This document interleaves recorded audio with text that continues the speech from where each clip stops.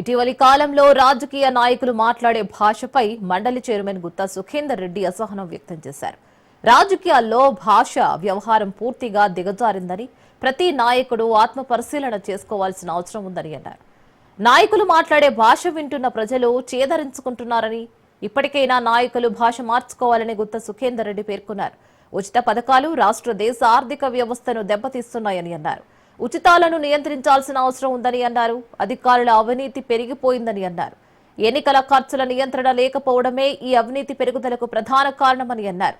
ఈ విషయంలో సుప్రీంకోర్టు ఎన్నికల కమిషన్ జోక్యం చేసుకోవాలని గుత్తా సుఖేందర్ రెడ్డి కోరారు. రాష్ట్ర ప్రభుత్వం నాగార్జున సాగర్ ఎడమ కాలువకు కానీ ఏఎంఆర్ ప్రాజెక్టు కానీ సాగునీరు విడుదల చేయడం చాలా సంతోషం.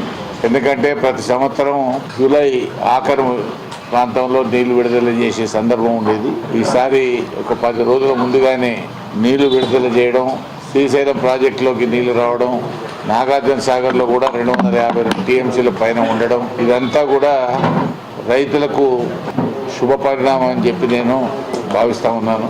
ప్రస్తుతం జరుగుతున్నటువంటి రాజకీయ పరిణామాలలో రాజకీయ నాయకులు వాడేటువంటి భాష చాలా ఘోరంగా ఉంది. అద్దం తప్పి భవిష్యత్ తరాలకు ఏ రకమైన మెసేజ్ ఇస్తున్నామో ఒకసారి ఆత్మవిమర్శ చేసుకోవాలి. ప్రజల్లోకి వెళ్తుంది. ఇప్పటికే రాజకీయ నాయకులు అంటే ప్రజల్లో ఒక ఈసడింపు ధోరణి ఉంది. దాన్ని ఇంకా పెంచేటువంటి పద్ధతుల్లో మరి వ్యవహరించడం అనేటువంటిది మంచి పద్ధతి కాదు. దురదృష్టం ఏంటంటే మాది పెద్దల సభ. పెద్దల సభలో గౌరవ సభ్యులు హుందాగా ప్రవర్తించాల్సినటువంటి బాధ్యత, కానీ దానికి భిన్నంగా ప్రవర్తించడం అనేది నా మనసుకు బాధ కలిగిస్తుంది. రాష్ట్ర ప్రభుత్వాలు ఇచ్చేటువంటి ఉచితాల మీద కూడా నియంత్రణ తీసుకురావాల్సినటువంటి అవసరం.